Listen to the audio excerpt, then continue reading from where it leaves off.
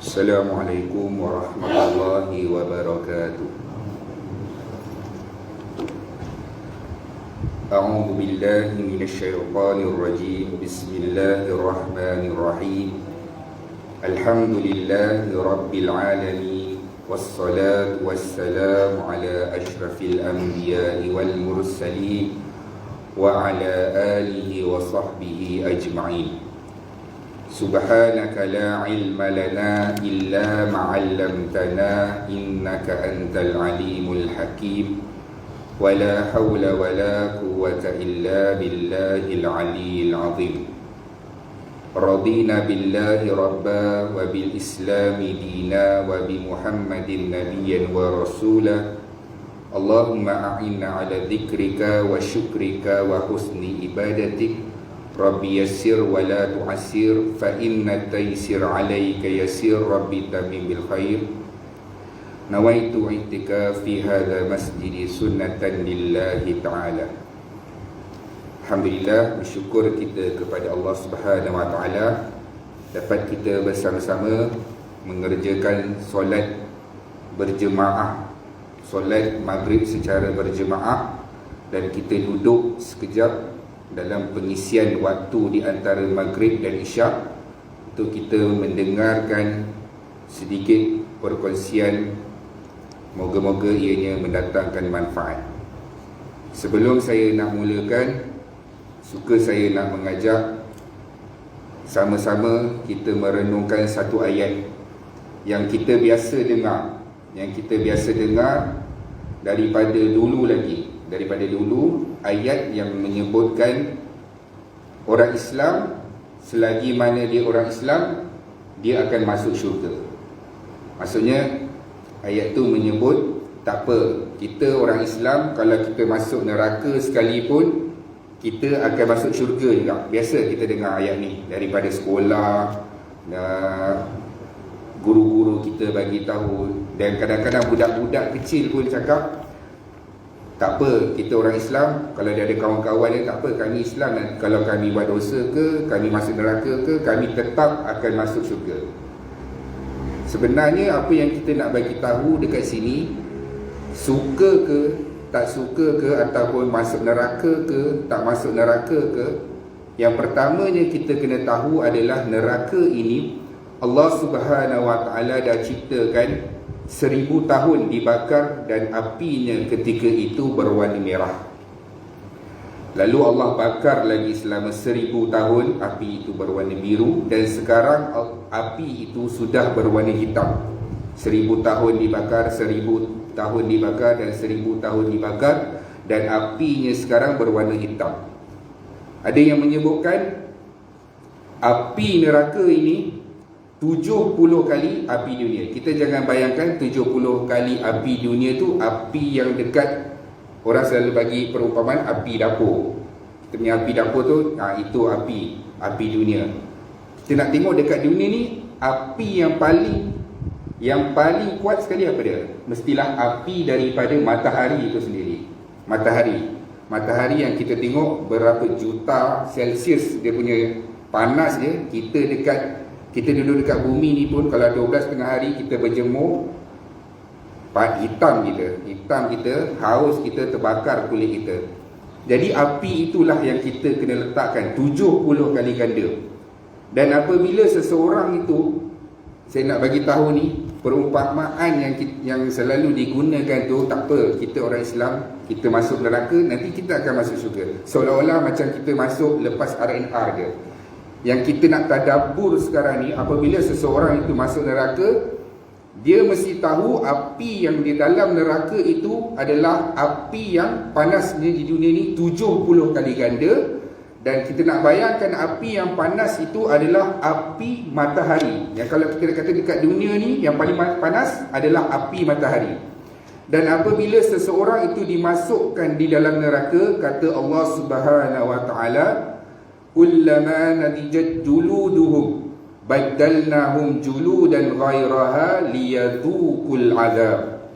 Sesiapa saja yang dimasukkan ke dalam neraka, apabila kulit dia hancur, terbakar. Kita tengok orang kalau buat kambing golek, terbakar, hangus, selesai dia. Selesai, hangus, selesai. Tapi orang yang duduk di dalam neraka ini, daging dia hancur jadi tulang. Allah ganti dengan kulit yang baru supaya apa? Supaya dia dapat merasakan azab dia. Dia dapat rasa azab dia, dan bila dia dah rasa azab tu, Allah jadikan tubuh dia besar. Orang yang duduk dalam neraka ni, tubuh dia Allah gantikan besar, dan dia punya kulit dia pun tebal supaya apa? Dia rasakan bakaran api tu. Dan orang yang duduk di dalam neraka ni, keadaan dia la yamutu fiha wa la yahya. Hidup pun tak, mati pun tak. Hidup pun tak sempat, mati pun tak sempat. Sampai bila? Contohlah kalau seseorang tu Allah masukkan dia di dalam neraka. Allah kata kamu dibakar selama setahun. Setahun kamu dibakar. Setahun kamu dibakar, setahun bersamaan dengan 1000 tahun dunia. Bermakna berapa ribu tahun. Kita dah tak ada satu angka yang nak boleh sebutkan berapa lama seseorang tu dimasukkan di dalam neraka. Jadi ayat-ayat yang kita gunakan, perumpamaan yang dulu yang kita pernah dengar, tak apa. Kita orang Islam akhir sekali kita masuk syurga. Seolah-olah macam tak ada apa-apa, macam kena denda, kena saman, lepas tu esoknya selesai. Yang kita tak tahu sebenarnya duduk di dalam neraka ini, Allah dah bagi tahu dah keadaannya macam mana, betapa sengsaranya duduk di dalam neraka. Sebab tu bila orang ahli neraka ni, dia masuk dalam neraka, hari-hari dia minta permohonan dengan malaikat. Dalam neraka tu ada malaikat Zabaniyah dan ketuanya malaikat Malik, nak minta permohonan untuk jumpa Allah. Supaya apa? Supaya nak minta maaf lah, dan minta maaf dan menyesal. Dia minta kepada Allah Subhanahu Wa Taala. Dan kata penghuni-penghuni neraka yang lain ni, dia tengok kawan dia minta tolong tu, dia kata tak apa, kita minta tolong pun kita kena azab, kita tak buat apa-apa pun kita kena azab. Jadi duduk dalam ni, dalam kehidupan yang susah. Jadi itu sekadar renungan bagi memulakan perkongsian kita pada malam ini. Alhamdulillah, pada minggu lepas kita dah lihat bagaimana kehidupan sebelum Mekah itu wujud. Sebelum Mekah itu wujud, kita dah tengok dah bagaimana kisah Nabi Allah Ibrahim bawa Nabi Ismail tinggalkan di mana satu tempat Allah arahkan, iaitu Mekah pada ketika ini. Dan duduklah Hajar bersama dengan anak dia Ismail di Mekah. Lalu Allah kurniakan telaga Zamzam, dan disitulah kita lihat mana telaga Zamzam ni, bila ada air, ada punca air, ia ada kehidupan. Bila ada kehidupan, disitulah pada ketika itu kabilah daripada Jurhum, Bani Jurhum daripada Yaman minta izin dengan Hajar untuk tinggal kat situ. Jadi Bani Jurhum inilah yang memulakan kehidupan di situ, membesar, dan Nabi Ismail pun berkahwin dengan kabilah Bani Jurhum. Dan kemudian kita dah lihat bagaimana Allah uji Nabi Ibrahim sembelih anak dia Ismail. Dan pada minggu yang dahulu juga kita dah lihat bagaimana Allah katakan itu sebenarnya adalah ujian sahaja buat kamu Ibrahim.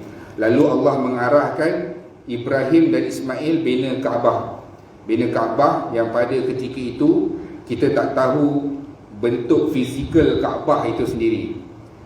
Kaabah ni dia dah 12 kali dah diubah. Pernah runtuh, pernah terbakar, pernah banjir.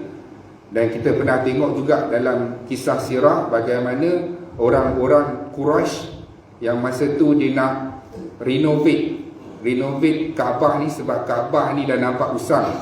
Jadi tak cukup bajet. Dia tahu nak bina Kaabah ni mesti gunakan dana yang halal. Masa tu dekat Mekah, dana halal ni tak cukup. Sebab apa? Sebab kehidupan dia yang satu riba. Kehidupan dia apa? Pelacuran, arak, lagi tipu orang kaya, tipu orang miskin, ambil kesempatan dengan orang miskin. Jadi tak ada sumber halal. Sumber halal itu tak cukup, maka Kaabah ini terpaksa dikecilkan. Sebab tu wujudnya kawasan multazam tu. Sebab apa? Tak cukup bajet nak gunakan duit halal, terpaksalah kecilkan. Dan kalau kita tengok dekat Kaabah tu, dia ada macam sekitar Kaabah tu ada macam binaan sikit. Itu tapak asal dia. Dan ketika itu Nabi Ibrahim membina Kaabah buat pertama kali bersama dengan Nabi Ismail. Habis bina Kaabah, dua beranak ni, Nabi Allah Ibrahim dan juga Ismail angkat tangan, "Ya Allah, terimalah ibadah kami bina Kaabah ini." Sebab tu kita kalau lepas solat ke, lepas baca Quran ke, kita angkat doa minta dengan Allah Subhanahu Wa Taala, "Ya Allah, terimalah solat aku tadi." Sebab kita tak tahu solat kita, keadaan solat kita. Kadang orang mula solat dia tak tahu dekat mana dia mula. Kadang tahiyat baca Fatihah, waktu Fatihah baca tahiyat dia celaru, tahu-tahu dah bagi salam dah. Tak tahu dia pun tak sedar bila masa dia mula solat, dan dia pun tak sedar bila masa dia keluar solat. Jadi dengan cacat dan lompongnya, sebab kita datang masjid, Allah gandakan 27 kali ganda. Dalam 27 kali ganda tu, malaikat tengok apa kita punya kesalahan, ditolak. Kita hanya boleh berharap semoga Allah terima. Sebab tu Nabi Ibrahim ajar kita, Nabi Ibrahim dapat arahan daripada Allah untuk bina Kaabah. Dah lepas bina Kaabah, berdoa, ajak anak dia, "Alung, jom kita doa minta dengan Allah supaya terima ibadah kita ni membina Kaabah. Jadi hari ni kita nak lihat, hari ni mungkin sekadar revision, sebab kita punya tuan guru kita Ustaz Jeffrey Din ada membacakan sirah. InsyaAllah hari ini kita revision, ulang kaji, di mana sirah ini terbahagi kepada dua fasa. Sirah bermaksud kehidupan Nabi Muhammad sallallahu alaihi wasallam selama 63 tahun. Sebab apa 63? Rasulullah berumur 63 tahun. Dari Mekah ambil masa 53 tahun. Maksud Nabi duduk dekat Mekah 53 tahun. 53 tahun, kemudian berhijrah ke Madinah. Dekat Madinah Nabi duduk 10 tahun. Jadi 53 tahun fasa di Mekah, dan baki 10 tahun terakhir di Madinah. Sebab tu dalam kitab Ar-Rahiqul Maktum karangan Syekh Safiur Rahman Al-Mubarakfuri, dia bahagikan kepada dua fasa, fasa Mekah dan juga fasa Madinah. Dan sungguh pun 53 tahun fasa Mekah itu dan 10 tahun sahaja fasa Madinah. Tapi kalau kita tengok dekat kitab sirah ini, tebalnya lebih kepada fasa di Madinah. Sebab Madinah, Rasulullah sallallahu alaihi wasallam adalah ketua negara. Nabi adalah pemerintah. Nabi adalah ketua agama. Nabi adalah suami kepada 9 orang isteri Rasulullah sallallahu alaihi wasallam. Jadi banyak kisah dia. Dan di Madinah juga banyaknya turun syariat-syariat dalam agama. Macam mana dengan zakat, macam mana dengan pembahagian harta dan sebagainya. Dan sebab itulah kisah Madinah ni dipanjang. Jadi insya-Allah kita akan tengok fasa permulaan di Mekah, bagaimana kisah keturunan Rasulullah sallallahu alaihi wasallam, di mana dalam kitab sirah Nabi Muhammad sallallahu alaihi wasallam sendiri yang bagi tahu, "Aku tahu sejarah dan salah silah keluarga aku sehingga Adnan." Walaupun kita tengok ada orang ulama-ulama karang sampai ke Nabi Adam, jauh perjalanan tu, tapi daripada mulut Rasulullah sallallahu alaihi wasallam, Nabi kata yang aku sepakat adalah, yang aku tahu, kata Rasulullah, adalah sampai Adnan sahaja. Selesai. Itu daripada Rasulullah sallallahu alaihi wasallam. Muhammad bin Abdullah bin Abdul Muttalib bin Hashim bin Abdul Manaf bin Qusay bin Kilab bin Murrah bin Ka'ab bin Luway bin Ghalib bin Fir bin Malik bin Nadir bin Kinanah bin Khuzaimah bin Mudrikah bin Ilyas bin Mudar bin Nazar bin Ma'ad dan bin Adnan. Kita siapa ingat berapa jauh? Berapa jauh? Saya ingat sampai macam saya, Fauzi bin Ja'far bin Jamil bin Dolah. Selesai. 4 saja saya ingat. Rasulullah sallallahu alaihi wasallam ingat sampai 12. Itu yang dikatakan oleh Rasulullah sallallahu alaihi wasallam tentang keturunan Nabi Muhammad sallallahu alaihi wasallam. Pengarang kitab Syekh Safiur Rahman Al-Mubarakfuri, dia ambil daripada Hashim, maksudnya Muhammad bin Abdullah bin Abdul Muttalib bin Hashim. Bermulanya kisah Rasulullah ini, kisah keturunan Nabi Muhammad sallallahu alaihi wasallam diambil daripada Hashim. Hashim ni siapa? Hashim ini adalah seorang pemerintah di Mekah yang pada masa itu dia adalah mengambil tanggungjawab untuk meraihkan orang-orang yang buat haji. Haji dah ada dah, haji umrah dah ada dah sebelum kelahiran Rasulullah sallallahu alaihi wasallam. Dan dialah yang meraihkan orang-orang buat umrah, orang-orang yang buat haji. Apa yang Hashim ni buat? Hashim ini dia layan jemaah-jemaah haji ini. Dia buat apa? Dia buat bubur yang dipanggil thari. Bubur dicampurkan dalam kuah, lalu diberikan kepada jemaah-jemaah haji. Jemaah-jemaah haji ini yang dah tak wujud lagi zaman sekarang. Apabila kita pergi Mekah, tak ada. Malah kerajaan Mekah sendiri ataupun kerajaan Saudi mengenakan cas tu saja-saja cas saja jumlah sekian-sekian untuk jemaah-jemaah haji. Jemaah-jemaah haji daripada setiap negara untuk nak ambil. Sedangkan daripada zaman Rasulullah sallallahu alaihi wasallam, keturunan Nabi, mereka melayan. Itulah kita tengok dekat sini, moyang Rasulullah sallallahu alaihi wasallam melayan jemaah-jemaah haji, jemaah-jemaah umrah dengan buat thari, bubur thari ini. Dan juga Hashim ini, moyang Rasulullah sallallahu alaihi wasallam ini merupakan peniaga, pedagang. Dan mungkinlah dari sini ciri-ciri yang ada daripada Rasulullah sallallahu alaihi wasallam jauh daripada moyang Rasulullah sallallahu alaihi wasallam sendiri. Di mana Hashim ini berniaga, dia pergi ke Syam. Syam ni kalau kita katakan di tanah Arab ni, Hijaz ni merangkumi Syria, Iraq, Palestin. Hijaz ni, negara Hijaz ni, di Syam inilah, Syria ni merupakan pusat perniagaan. Contohnya kalau kita nak dapat minyak wangi yang terbaik, dekat Syam. Sebab itulah ketika Rasulullah sallallahu alaihi wasallam diracun, racun itu datangnya daripada Syam. Jadi barang-barang yang terbaik semualah orang-orang peniaga nak berniaga ke, dia akan berpusat di Syam. Jadi bila moyang Rasulullah sallallahu alaihi wasallam berdagang di Syam, balik itu dia singgah di Madinah, dia berkahwin dengan Salma. Salma ni siapa? Salma inilah yang akan melahirkan datuk Rasulullah sallallahu alaihi wasallam. Hasil perkahwinan Hashim dengan Salma ini, lahirlah datuk Rasulullah sallallahu alaihi wasallam yang bernama Abdul Muttalib. Tu salah silah dia. Hashim, moyang Rasulullah sallallahu alaihi wasallam, merupakan orang yang melayan jemaah-jemaah haji.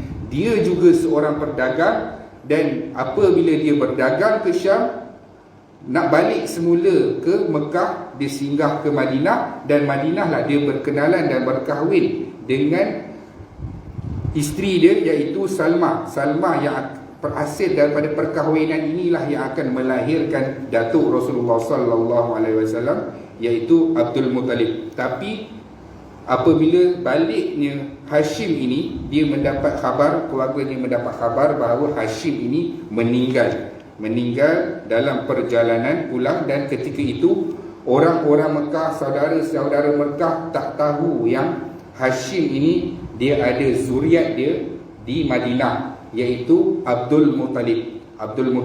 Sebab itulah apabila Hashim meninggal, kerja-kerja di Mekah, pemerintahan di Mekah diambil alih oleh saudara dia iaitu Muttalib. Kita kadang dengar orang-orang Arab dia nama kadang sama, Abdullah bin Ubay bin Salul. Dia Abdullah bin Abdullah, dia suka bagi nama yang sama. Macam itulah yang bila kita dengar ni, Muttalib ni siapa? Muttalib bin Manaf ni siapa? Adalah adik-beradik kepada Hashim. Dan bila Muttalib ni ambil alih, dia dah lama, dah hampir 7 tahun dia dapat khabar bahawasanya Hashim ini ada zuriat dekat Madinah. Zuriat di Madinah, dan dia pun pergi ke Madinah, dia berjumpa dan dia pun tak tahan sedih. Sebab apa? Itu adalah anak saudara dia Abdul Muttalib. Dia nak bawa Abdul Muttalib ni, dikata kau adalah pewaris untuk pemerintahan di Mekah. Jadi Salma tak izinkan. Salma ni siapa? Salma ni isteri Hashim tadi. Isteri Hashim dia tak izinkan. Sebab apa?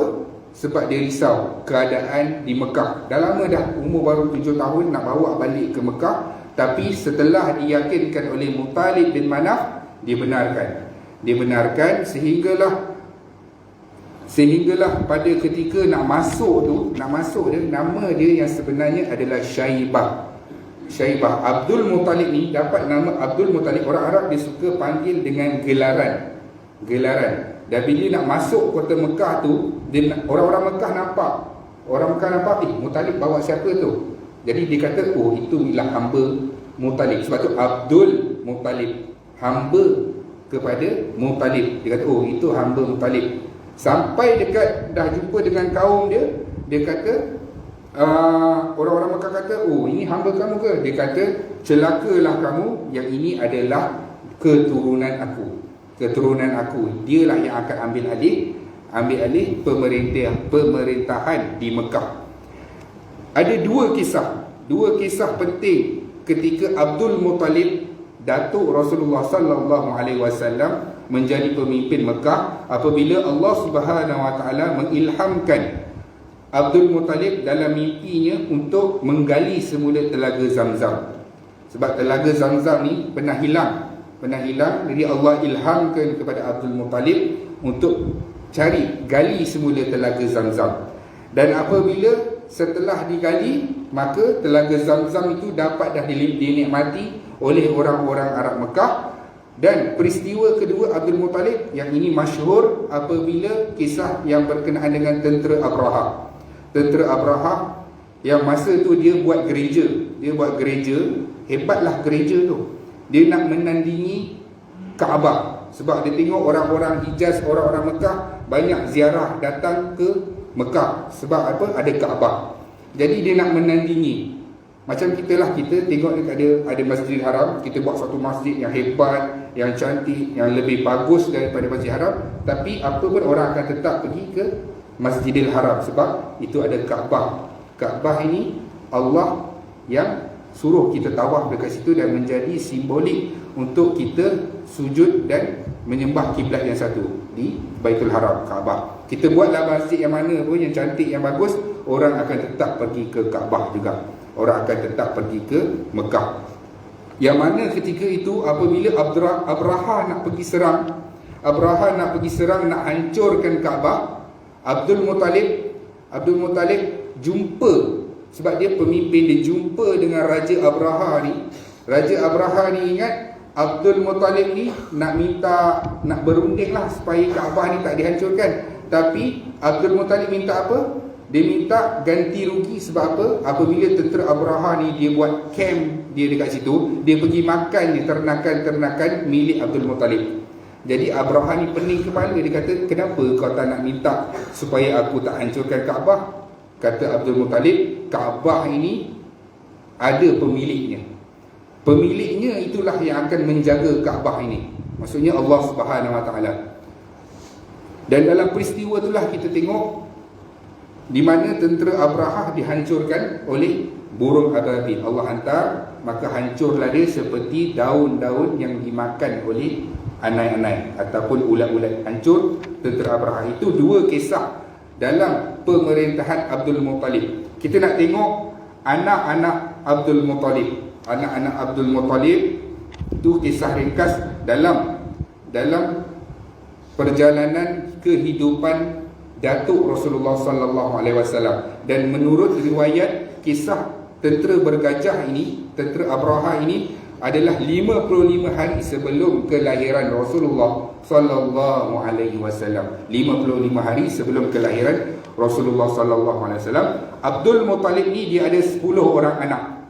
10 orang anak lelaki yang kita tahu siapa? 10 orang anak lelaki Abdul Muttalib. Hamzah, bapa saudara Nabi Sayyidina Hamzah. Siapa lagi? Abu Lahab. Kemudian antara nama-nama yang masyhur anak-anak Abdul Muttalib ni yang kita biasa dengar dalam apabila kita membaca sirah, Abu Lahab, Sayyidina Hamzah, Abbas dan juga Abu Talib. Itu nama yang masyhur. Hari ini kita nak lihat berapa dan siapakah namanya 10 orang anak lelaki ini. Yang pertama adalah Harith, yang kedua Zubair, Abu Talib, Abdullah, Hamzah, Abu Lahab, Ghaidar, Muqawwim, Dirar dan juga Abbas. Ini adalah anak-anak kepada Abdul Muttalib dan ayah kepada Rasulullah sallallahu alaihi wasallam merupakan anak bongsu kepada Abdul Muttalib iaitu Abdullah. Abdullah ni anak bongsu, sudahlah anak bongsu, dia inilah yang baik.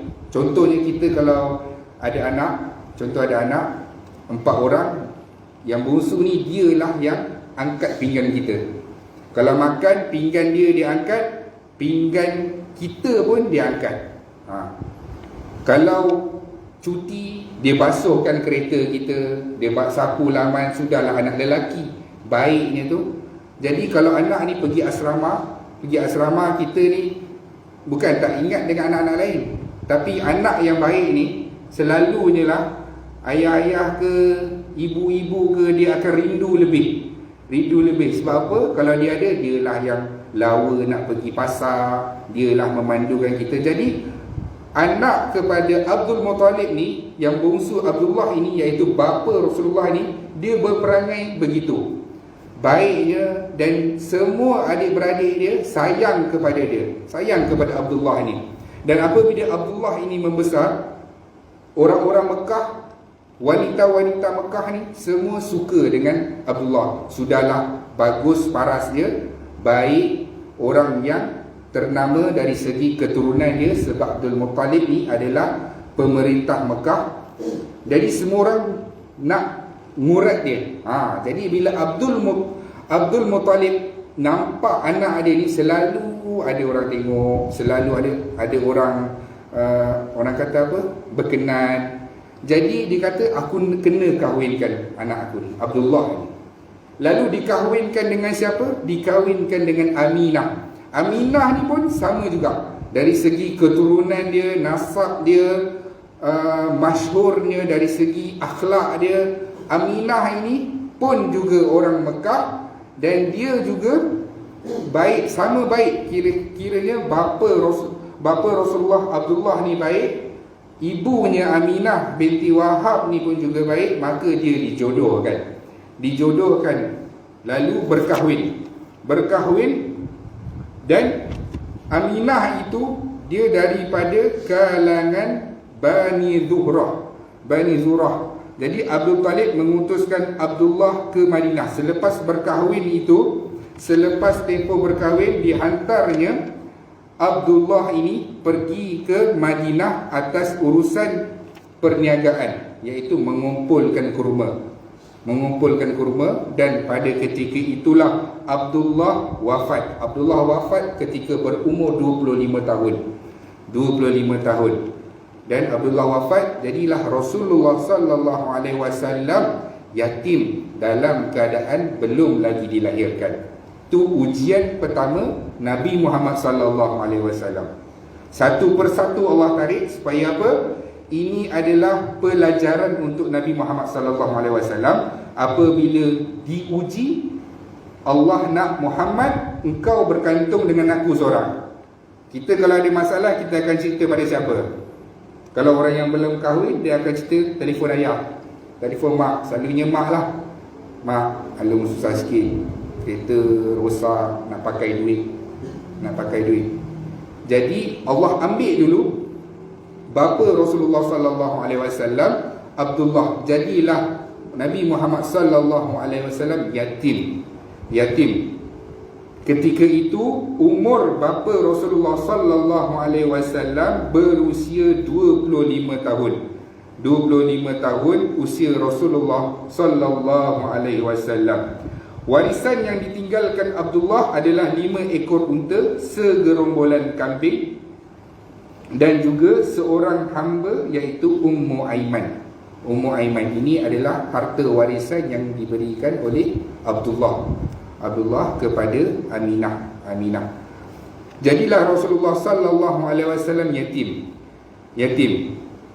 piatu apabila Rasulullah sallallahu alaihi wasallam dilahirkan ni banyak pendapat, ada 2-3 pendapat. Yang kita perlu pegang adalah Rasulullah sallallahu alaihi wasallam lahir pada tahun Rabiul Awal, pada bulan Rabiul Awal. Tak kisahlah orang kata 20 Rabiul Awal, ada kata 21, ada orang kata 9 Rabiul Awal. Yang pendapat yang kita pegang jelas Rabiul Awal. Jadi Rasulullah sallallahu alaihi wasallam dilahirkan pada bulan Rabiul Awal. Dan ada juga pendapat yang menyatakan apabila Rasulullah lahir, ada banyak-banyak kisah. Runtuhnya 14 yang istana Kisra, terpadamnya api Majusi. Banyak pendapat-pendapat tu. Tapi pengarang kitab Safiur Rahman Al-Mubarakfuri kata walaupun perkara tu tak berlaku sekalipun, terpadam api Majusi ke, teruntuhnya tiang istana Kisra ke dan sebagainya, kalau tak berlaku tu pun kelahiran Rasulullah sallallahu alaihi wasallam tu pun sudah dikira barakah, sudah dikira hebat dengan kelahiran Rasulullah sallallahu alaihi wasallam. Walaupun ada orang kata pendapat-pendapat tu tak sahih daripada ceritanya terpadamnya api Majusi. Sedangkan selepas kelahiran Rasulullah sallallahu alaihi wasallam ada juga orang yang masih menyembah api. Jadi pandangan yang kita ambil, kelahiran Rasulullah sallallahu alaihi wasallam itu sendiri sudah memberikan rahmat dan juga kebaikan buat seluruh alam, rahmatan lil alamin. Jadi pada ketika itu yang menariknya, apabila lahirnya Rasulullah sallallahu alaihi wasallam, semua bapa saudara Rasulullah sallallahu alaihi wasallam suka. Siapa yang paling suka sekali? Yang paling suka sekali adalah Abu Lahab. Abu Lahab masa tu dia tak tahu yang dialah yang nanti paling keras menentang Nabi Muhammad sallallahu alaihi wasallam. Dia tak tahu dan punyalah dia gembira. Dia gembira apabila ada seorang hamba namanya Suwaibah. Dia pergi ke rumah ketika Aminah melahirkan anak tu. Dia berlari-lari ke rumah Abu Lahab ni untuk bagi tahu tuan dah jadi bapa saudara. Punyalah suka Abu Lahab. Sebab apa? Yang pertamanya, itu anak saudara dia. Anak saudara dia dan adik-beradik dia, darah daging dia, iaitu Abdullah. Dahlah darah daging dia, Abdullah tu pun baik. Meninggal pula Abdullah. Kita kalau ada sahabat kita ke yang dia ada anak zuriat dan adik-beradik dia meninggal dunia, kita jadi kasih lebih lah. Sebab apa? Kita bapa saudara, ganti untuk nak curahkan kasih sayang kepada si anak itu. Jadi Abu Lahab ni punyalah suka. Dia bebaskan. Dia kata, Suhaibah, hari ini kau bebas. Kita dengar, bebaskan hamba. Bebaskan hamba ni di zaman Rasulullah sallallahu alaihi wasallam seperti kita bagi sebuah rumah, aku hadiahkan kau rumah ni. Nilai dia membebaskan hamba itu besarnya seperti itulah. Maksudnya kita bagi rumah dekat orang, ambillah rumah ni, ataupun kereta sebiji yang baru kita hadiahkan kepada orang, bagi macam tu je. Kalau kita nak faham perumpamaan apa perbuatan Abu Lahab ni, punyalah suka dia bebaskan hamba. Dia kata, Suhaibah, hari ini kau bebas. Dan dia menyembelih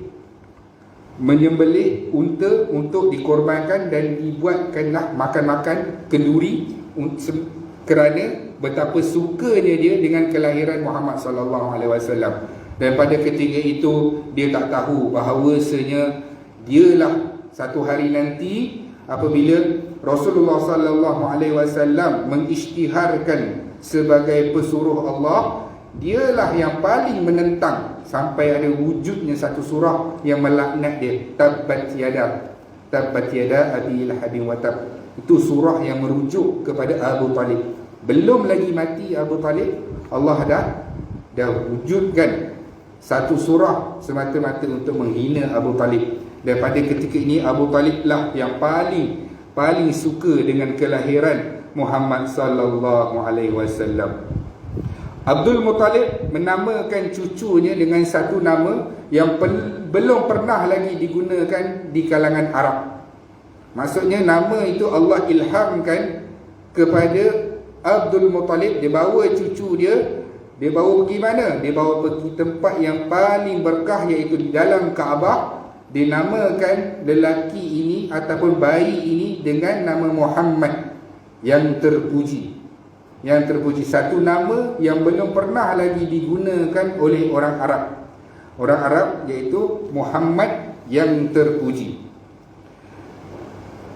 Kemudian apabila Rasulullah sallallahu alaihi wasallam yang ketika itu masih lagi bayi, menjadi tradisi orang-orang Arab apabila lahirnya bayi dia akan upah wanita susuan. Dan pada ketika itu di kota Mekah, penduduk Bani Sa'ad ni masih lagi kekal dan namanya sampai sekarang perkampungan itu adalah As-Sa'diyah. Perkampungan Sa'diyah ini, disitulah para ibu yang datang beramai-ramai untuk pergi ke Mekah untuk ambil apa? Untuk ambil bayi-bayi di kota untuk dibawa pulang ke perkampungan Sa'diyah untuk dibesarkan. Sebab upah dia selama 2 tahun. 2 tahun tu upah yang besar bagi orang-orang yang tinggal di perkampungan Sa'diyah. Jadi antaranya yang duduk di situ adalah Halimatus Sa'diyah ni bersama dengan suami dia Al-Harith, bersama-sama dengan rombongan untuk pergi ke Mekah, naik unta pergi ke Mekah. Dan pada ketika itu rombongan ataupun unta Harith dengan Sa'diyah inilah yang paling lambat sekali, yang paling lewat. Sebab apa? Satu, dia orang miskin. Dua, unta yang digunakan tu sudah pun kurus dan sudah pun tua, jadi lambat sampai. Dan bila lambat sampai dekat Mekah, semua orang dah ambil dah bayi-bayi, semua dah ada dah.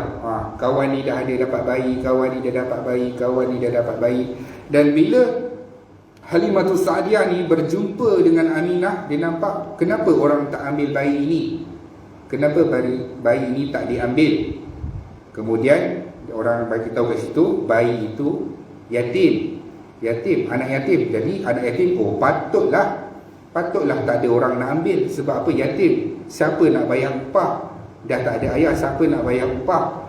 Jadi bila kita dengar, siapa nak bayar upah? Sedangkan Abdul Muttalib adalah pemerintah Mekah, mustahil lah tak boleh nak tolong bayarkan. Itu adalah salah satu ciri Datuk Rasulullah sallallahu alaihi wasallam. Sungguh pun dia adalah seorang pemerintah, tapi dia merupakan pemerintah yang adil dan juga bersifat sederhana. Jadi orang tak ambil bayi Muhammad ini. Jadi bincang antara Halimatus Sa'diyah dengan Al-Harith. Dia kata, bang, macam ni lah, kalau kita balik pun, kita jauh ni perjalanan, kita balik pun kita tak bawa apa-apa, nak berjalan ke sini pun dah bermodal. Jadi kita ambillah bayi ini, kita jagalah dia. Jadi dia ambillah bayi ini.